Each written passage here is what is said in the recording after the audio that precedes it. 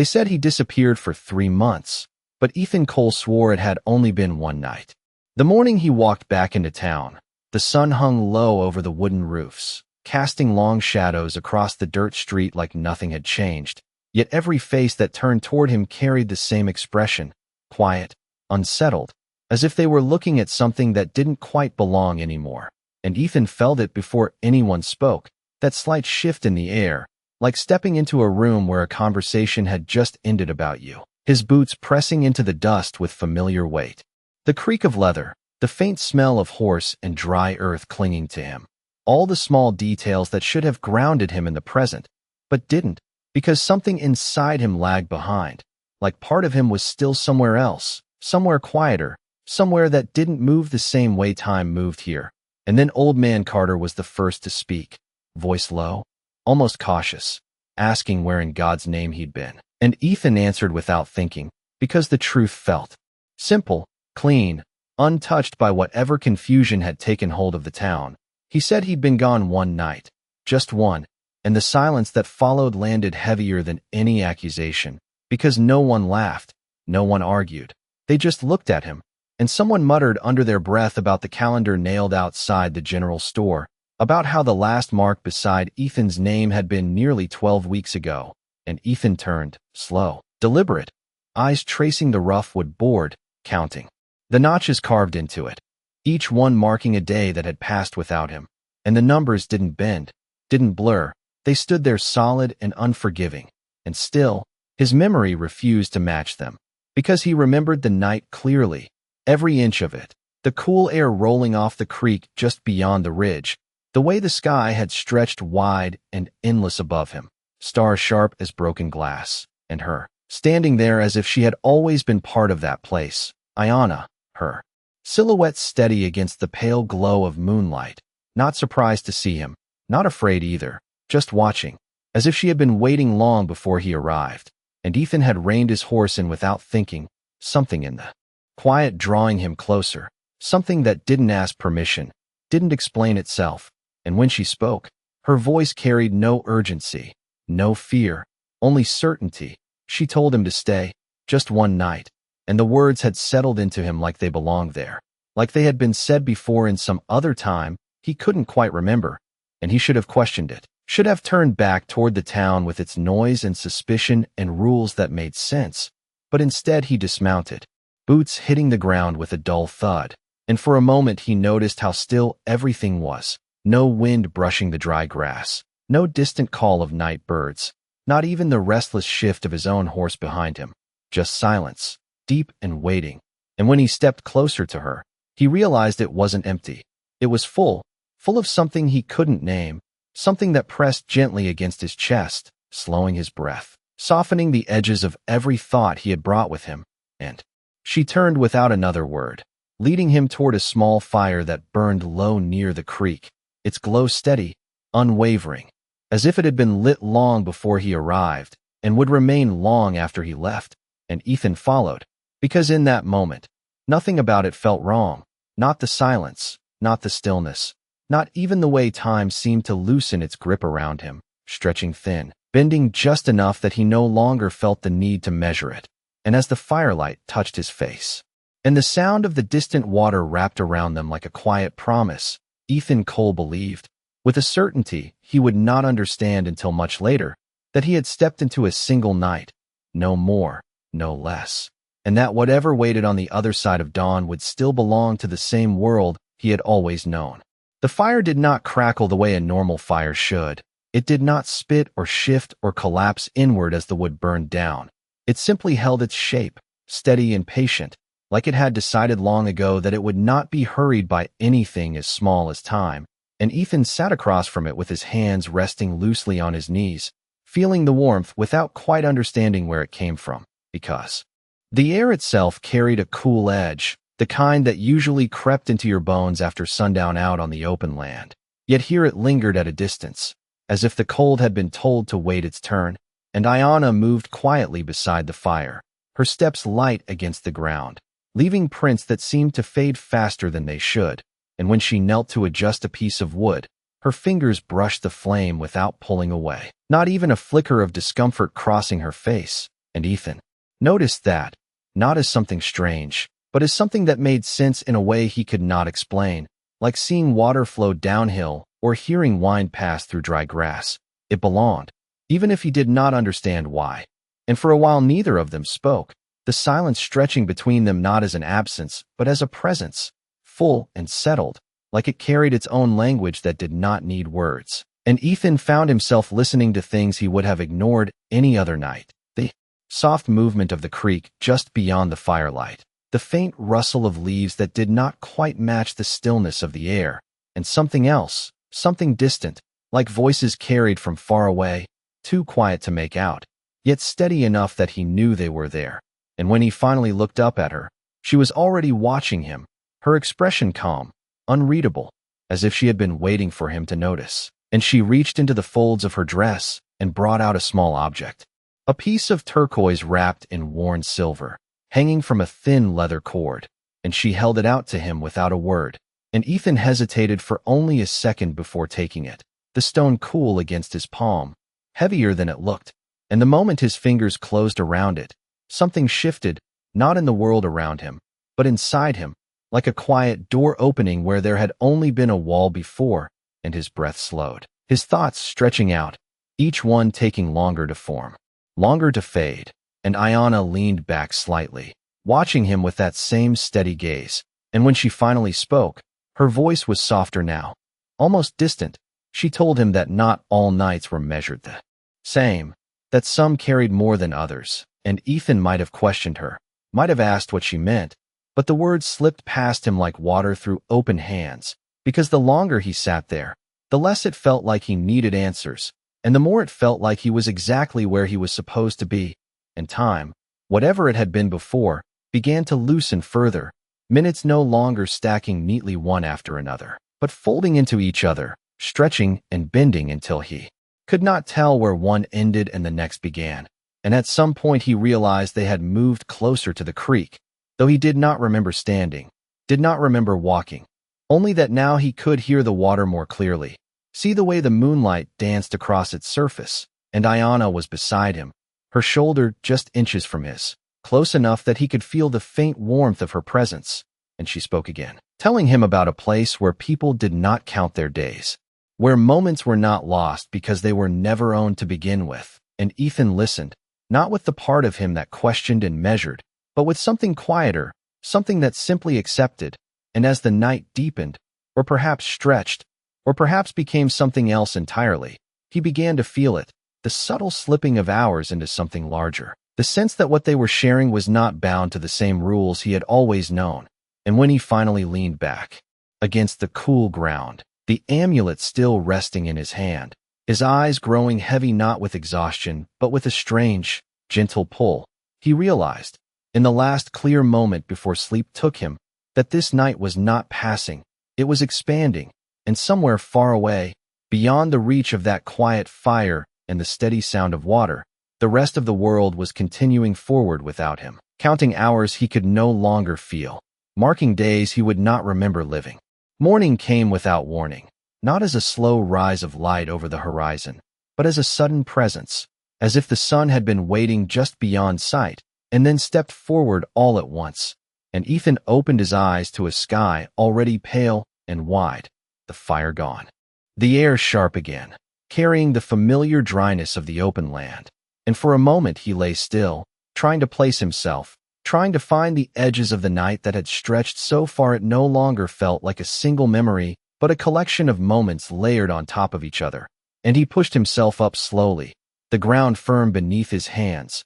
the sound of the creek steady and unchanged, and everything looked as it should, as if nothing unusual had ever happened there. And yet something inside him refused to settle, like a weight shifted slightly out of balance, not enough to fall, but enough to notice. And he turned, expecting to see her nearby, expecting to hear her voice or catch the movement of her silhouette against the early light. But there was nothing, no footprints leading away from the fire, no sign of where she had gone, only the faint impression of where she had been, like the memory of warmth after it fades from your skin. And Ethan stood, brushing the dust from his coat, his fingers closing instinctively around the amulet still resting in his palm. and it felt different now, warmer, as if it had taken on something from the night itself. And he slipped it into his pocket without thinking, his eyes scanning the quiet stretch of land one last time before turning back toward his horse, which stood exactly where he had left it,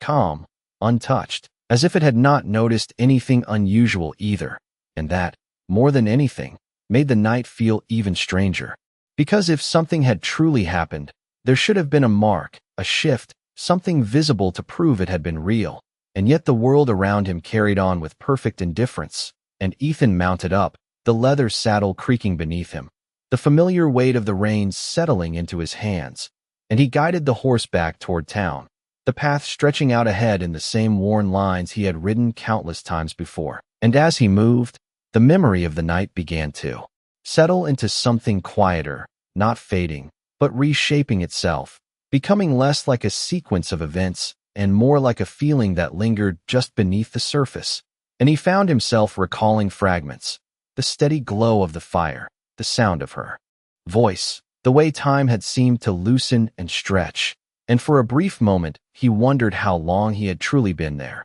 whether the night had been longer than it felt, whether something had slipped past him without his noticing. But the thought did not hold, because the sun was up, the day was beginning, and everything about the world around him insisted that only a single night had passed. And when the town finally came into view, the familiar shapes of buildings rising from the dust, the faint movement of people starting their morning routines, Ethan felt a quiet certainty settle in his chest, that whatever had happened out there belonged to a place just beyond the reach of ordinary understanding, and that it would not follow him back, that it would remain behind with the creek and the fire and the woman who had stood there as if she had always been part of it. And as he rode closer, the first few townsfolk began to notice him, their movements slowing, their eyes narrowing slightly as recognition set in, and Ethan tipped his hat in a casual gesture, expecting the usual nods, the quiet acknowledgments that passed between people who shared the same space without needing to speak much. But the looks he received were not familiar. They were searching, uncertain, as if they were trying to match what they saw with something they remembered and could not quite reconcile. And one man stepped forward, hesitating before speaking, his voice carrying a note of disbelief that did not belong in an ordinary morning. And Ethan felt that same shift again, that subtle misalignment between what he knew and what the world seemed ready to tell him. And as the question formed in the air, hanging between them, Ethan realized that the night had not stayed behind after all. It had followed him, not in the land or the sky, but in the space between memory and truth, where time did not always move the way a man expected. The man did not greet him the way he used to, no nod, no half-smile, just a long stare that held on a second too long, like he was looking at something that should not be there, and Ethan felt the weight of it settle across his shoulders as he brought his horse to a stop, the leather reins tightening slightly in his hands. And before he could speak, another voice cut in from behind, sharper, more certain, asking where he had been all this time. And the words carried through the quiet morning air in a way that drew others closer, boots shifting in dust, doors creaking open, eyes turning, and Ethan answered the same way he had before, steady, simple, saying he had been gone one night, just one. And this time someone let out a short breath that was not quite a laugh, shaking their head slowly, and a woman stepped forward holding a folded piece of paper, her hands tight around it like it mattered more than it should, and she held it out for him to see. And Ethan recognized it before he even read the name, a notice posted weeks ago, his name written clear across the top, stating that his property would be reviewed if he did not return, the ink slightly faded, edges worn from being handled too many times. And Ethan felt something shift deeper now, not confusion, but a quiet resistance, because the paper did not belong to his memory.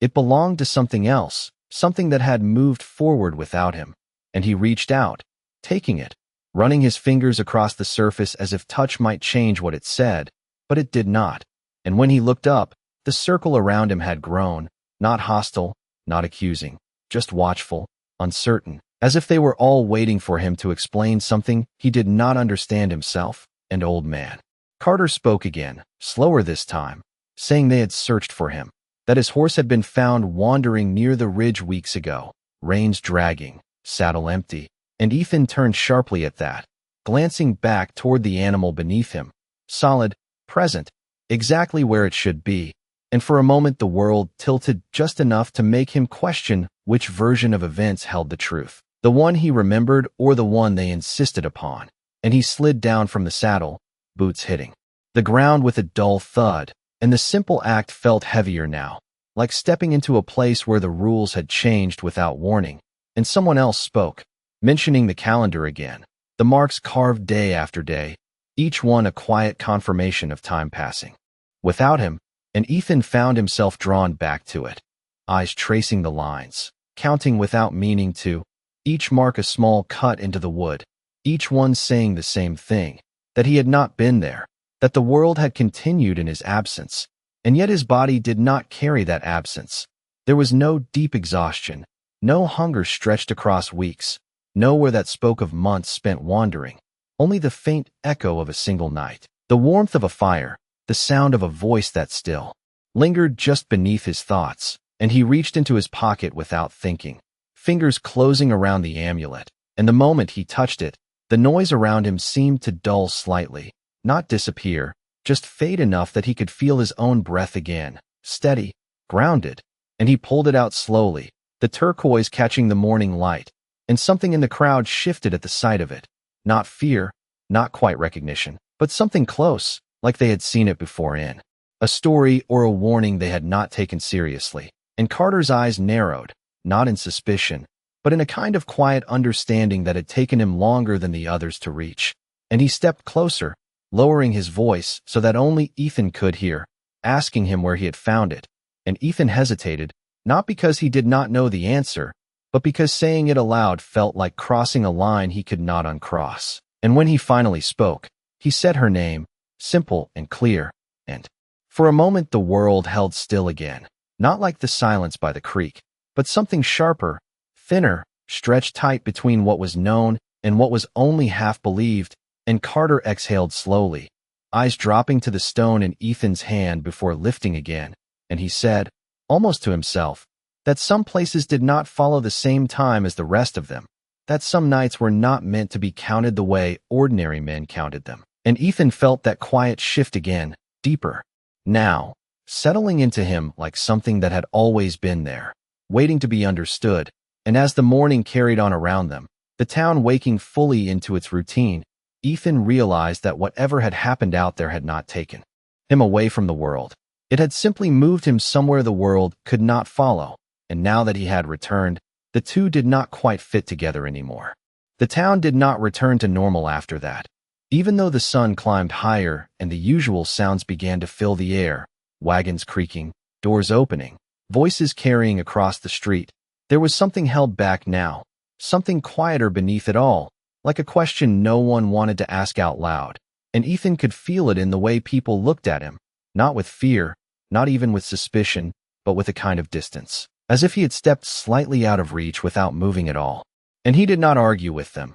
did not try to explain what he could not fully understand himself. Instead, he folded the paper slowly and handed it back, his movements measured, calm, and he slipped the amulet back into his pocket, the weight of it settling against him like a steady reminder that something real had happened, whether the world agreed with it or not. And Carter remained where he stood, watching him with that same thoughtful expression, and after a moment he spoke again, quieter. Now, saying that there were stories, old ones, about places where time did not belong to men, places where a person could lose more than they realized simply by staying too long. And Ethan listened, not interrupting, because the words did not feel like warnings, they felt like explanations arriving too late. And he turned his gaze back toward the edge of town, toward the distant ridge where the land stretched out into open silence. And for a brief moment he could almost see it again, the faint outline of the creek, the steady glow of a fire that did not move,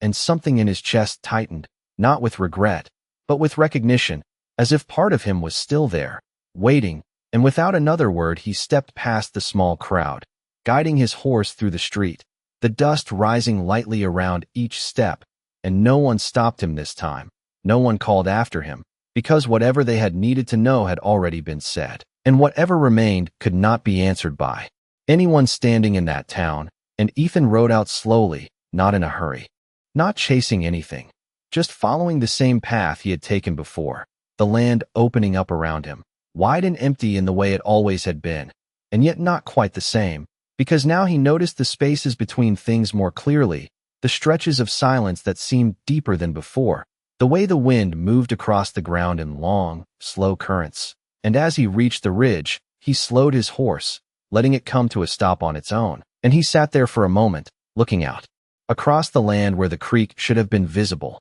where the fire should have left some trace. And at first there was nothing, just the familiar shapes of rock and dry grass, the distant shimmer of heat beginning to rise from the earth, and Ethan felt a small, quiet doubt press in, not about the night itself, but about whether he would find anything at all, whether what had happened belonged entirely to a place he could no longer reach. And then he dismounted, boots hitting the ground, and he walked forward alone, each step slow, deliberate, as if the land itself required him to move differently now. And when he reached the place where the creek had been, he stopped, because it was still there, but not as he remembered, the water thinner, quieter, the banks slightly shifted, as if time had passed over it in a way he had not witnessed, and he crouched down, running his fingers through the cool surface. And the sensation was familiar, grounding, real, and yet it carried none of the weight the night had held, none of the stillness that had wrapped around everything.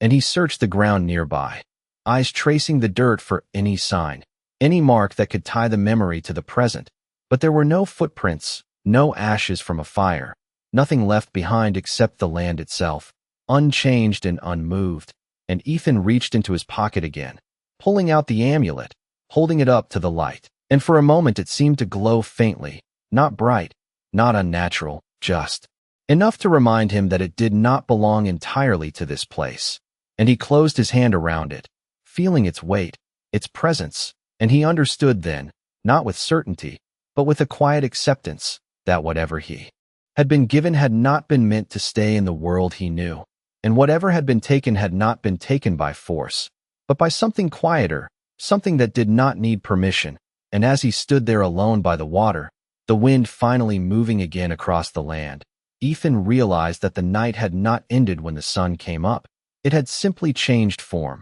leaving him behind in a world that continued to count its days, while a part of him remained somewhere beyond that counting, in a place where time was not measured, only lived. The water slipped through his fingers the same way it always had, cool and steady, leaving nothing behind but the faint trace of its passing. And Ethan remained crouched there longer than he needed to, as if waiting for something else to reveal itself, some hidden sign that the place still remembered what had happened. But the land gave him nothing more than it already had: silence, open sky, and the quiet movement of a world that did not pause for any one man's memory. And slowly he stood, brushing his hands against his coat, his gaze drifting across the ridge and beyond, searching without knowing exactly what he hoped to find. And that was when he noticed it. Not something large or obvious, but a small detail set slightly apart from everything else, a patch of ground where the color shifted just enough to catch the eye, darker,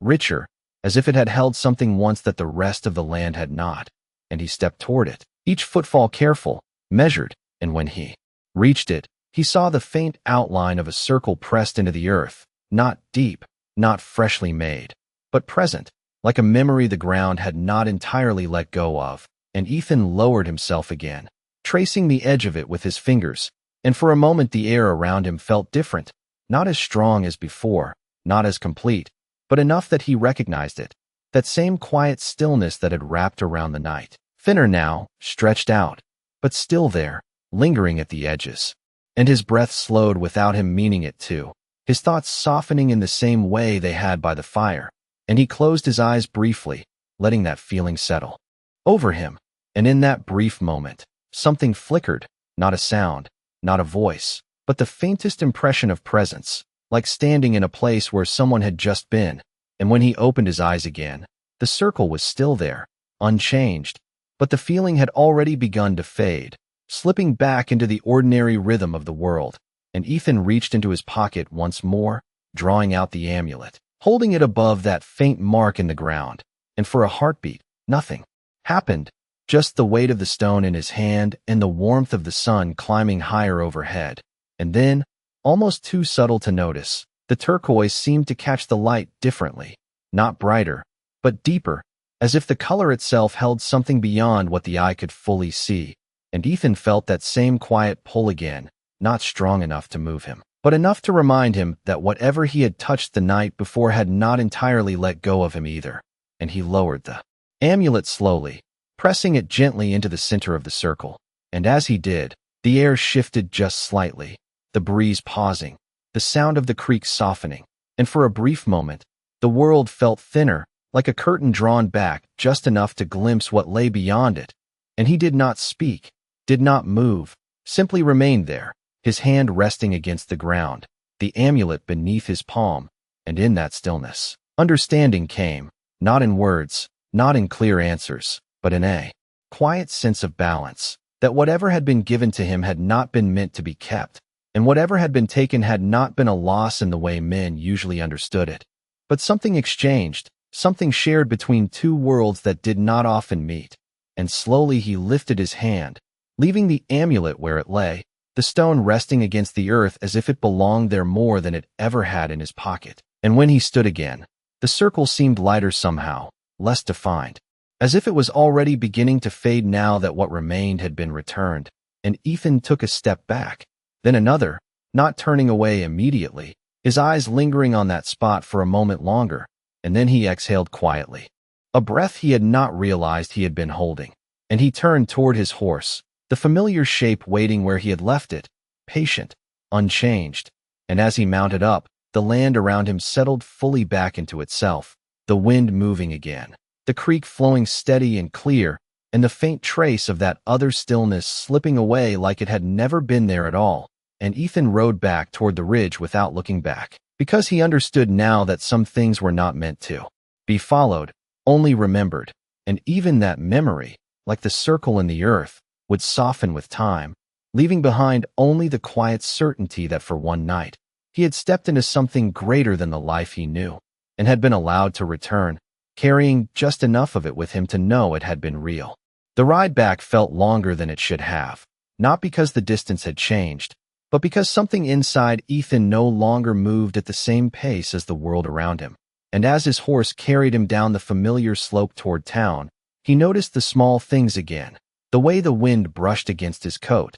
the rhythm of the hooves against dry ground, the distant creak of what carried across the open land, all of it steady, predictable, unchanged, and yet it no longer settled him the way it once had, because beneath it all there was a quiet absence, a space where something had been and was no longer, and he did not try to name it, did not try to fill it. He simply let it remain, the same way he had left the amulet behind, understanding without needing to explain. And when the town came back into view, the buildings standing in their usual lines, the dust rising in slow patterns along the street, Ethan slowed his horse again, not out of hesitation, but out of awareness, because he knew now that he was not returning as the same man who had ridden out, even if everything else appeared the same. And as he entered, the eyes found him again, quieter this time, less sharp, as if whatever question had followed him earlier had already begun to fade, replaced by something softer, something that did not need an answer anymore. And Carter stood near the general store, leaning slightly against the post, watching him approach with that same steady gaze. And when Ethan came to a stop, neither of them spoke right away, the silence between them not uncomfortable, not heavy, just present. And Carter nodded once, slow and certain, as if acknowledging something that did not need to be said, and Ethan returned the gesture just as simply, because there was nothing left to explain, nothing left to defend. And after a moment Carter spoke, his voice low, almost thoughtful, saying that some things were not meant to stay, and some things were not meant to be understood, only respected. And Ethan listened, the words settling into place without resistance, because they matched what he already felt, what he had already accepted out there by the creek. And he glanced briefly toward the horizon, where the ridge cut against the sky, the place now distant again, quiet and still, as if it had never held anything beyond the ordinary. And yet he knew better, not in a way he could prove, but in a way that did not require proof. And Carter pushed himself off the post slowly, adding that time was a strange thing out here, that most men believed they owned it, measured it, spent it, but there were places where it did not belong to them at all, places where it moved according to something older, something that did not answer to clocks or calendars, and Ethan let out a slow breath, not a sigh, not relief, just a release of something that had been held quietly inside him, and he nodded again, a small, final acknowledgement, and then he turned his horse, guiding it down the street toward his place at the edge of town, the familiar path unfolding beneath him, and as he rode, the town resumed around him, voices rising again, doors opening, the ordinary rhythm returning as if it had only paused long enough to let something pass through, and when he reached his cabin, the wood worn and sun-faded, standing exactly as he had left it, Ethan dismounted and stepped up onto the porch, the boards creaking under his weight, and he paused there for a moment, his hand resting lightly against the door, feeling the solid presence of something that had not changed, and he opened it slowly, stepping inside, the air cool and still, carrying the faint scent of dust and old wood, and everything was where it should be. The table, the chair, the small window letting in a strip of light across the floor, untouched by the weeks the town claimed had passed, and Ethan moved through the space quietly, not searching, not checking, just acknowledging, and when he finally sat down, the chair settling beneath him, he rested his hands loosely in his lap, feeling the absence of the amulet for the first time, the space where it had been, and he closed his eyes briefly, not to remember, not to hold on to anything, but simply to let the moment settle. And in that stillness, he realized that whatever had been given to him had not been meant to stay in his hand, but to change the way he saw the time he still had. And outside, the wind moved gently across the land, carrying with it the quiet understanding that some nights did not end. They simply became part of the man who lived through them. The days that followed did not rush forward the way they used to. They unfolded slowly, each one settling into place with a weight Ethan had never noticed before, and he moved through them with a quiet steadiness, tending to small tasks, fixing what needed fixing, riding out when the land called for it. But there was no hurry in him anymore, no sense of chasing something just beyond reach, because for the first time he understood that not everything lost needed to be reclaimed, and not everything given needed to be held, and the town began to adjust to him again, not all at once, but in small ways, a nod here, a word there, the distance in their eyes softening as the days passed, as if whatever had unsettled them had begun to settle into the same quiet acceptance that had taken hold in him. And Carter would sometimes stop by in the evenings, leaning against the porch rail, saying little, just sharing the kind of silence that did not need filling, and once, as the sun dropped low and painted the land in long gold light, he mentioned that there were stories about people who stepped between worlds and came back changed, not broken, not lost, just carrying something others could not see, and Ethan listened without responding, because the words did not feel like something that needed agreement. They simply were, like the wind or the dust or the steady turning of the seasons, and one morning, weeks after his return, Ethan woke before sunrise without knowing why, the air inside the cabin still and cool, the faint light just beginning to edge along the horizon, and he stepped outside, the boards of the porch creaking softly beneath his boots, and he stood there for a moment, looking out across the land, and something in that quiet called to him, not urgent, not demanding, just present, the same way it had been that night by the creek, and without hesitation he saddled his horse and rode out again, following the path that had become familiar, the ridge rising ahead of him in the soft light of early morning. And when he reached it, he slowed, letting the horse find its footing, and he dismounted near the same spot as before, his boots pressing into the dirt that had already begun to forget the shape of his steps, and he walked forward alone, the land stretching out around him, unchanged and yet carrying a faint sense of recognition. And when he reached the creek, it was as it had been, quiet, steady, the water moving with its usual rhythm, and there was no sign of the circle now, no trace of where the fire had burned, no mark left behind to tie the place to what he had experienced, and Ethan did not search this time, did not kneel or trace the ground. He simply stood there, letting the silence settle around him, and as the sun began to rise, casting light across the water,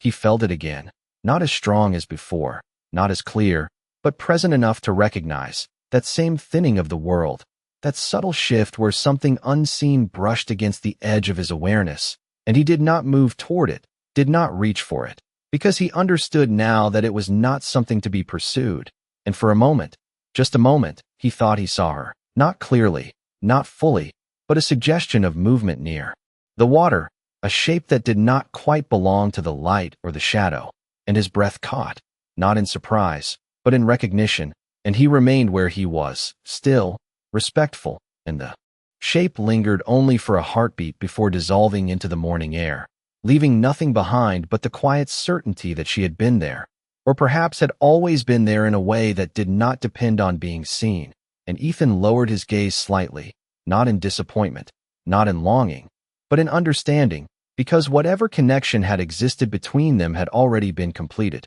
already been exchanged in a way that did not require repetition. And as the sun climbed higher, and the world settled fully back into its ordinary rhythm, Ethan turned slowly, walking back to his horse without looking back again, because he knew now that some things did not fade because they were gone. They faded because they had already become part of something larger, something that did not need to remain visible to remain real. And as he rode away from the creek once more, the wind moving gently across the land, he carried with him not the memory of what had happened, but the quiet understanding of what it had meant. The seasons turned the way they always did, slow and certain, without asking anyone for permission, and the land around the town shifted from dry gold to muted green and back again, the sky stretching wide above it all, unchanged and endless. And Ethan moved through those days with the same quiet rhythm he had found since that morning, never rushed, never careless, each step carrying a kind of awareness that had not been there before, as if time itself had become something he could feel rather than something he had to chase. And the people around him no longer watched with questions in their eyes. They had accepted what they could not explain, the way people out here often did, folding it into the fabric of stories told in low voices, stories that did not need to be proven to be believed. And sometimes, late in the evening, when the sun dropped behind the ridge and the light softened into that brief, golden silence before night, Ethan would sit on his porch and listen, not for anything specific, just for the quiet spaces between sounds, the places where the world seemed to pause just enough to remind him that there was more to it than what could be seen. And on one such evening, as the air cooled and the shadows stretched long across the ground, he noticed something small, something most men would have missed, a faint glimmer near the edge of his yard, not bright, not unnatural, just enough to catch the eye if you were not looking directly at it. And Ethan did not move toward it right away. He simply watched, letting the moment settle, the same way he had learned to do by the creek, and the glimmer shifted slightly, not like an object moving, but like light bending, and for a brief second, just long enough to be certain, he saw the shape of it, not the amulet he had left behind, but something like it, something that carried the same quiet presence. And then it was gone, leaving nothing behind but the ordinary stillness of the evening. And Ethan leaned back in his chair, not surprised, not searching for it again, because he understood now that whatever connection had been formed did not belong to a single place. It did not stay where it had begun. It moved, quietly, without notice, the way time itself moved when no one was counting it. And he closed his eyes for a moment, letting the breeze pass over him, the faint scent of dust and distant water carried with it. And he thought of her, not as a memory to hold on to, but as something that had become part of the way he saw the world, the way he measured the space between moments.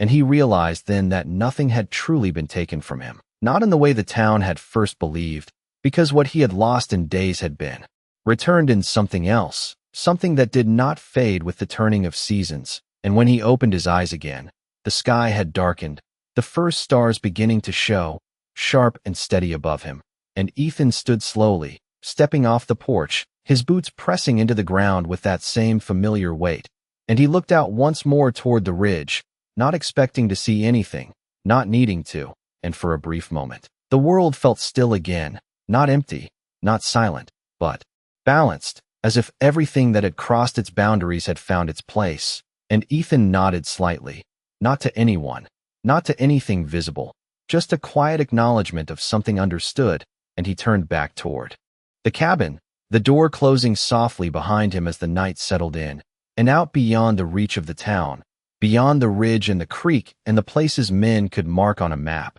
Something continued to exist without needing to be seen, and somewhere within that quiet space, a single night remained, not measured, not counted, but held exactly as it had been, complete, unbroken, and enough.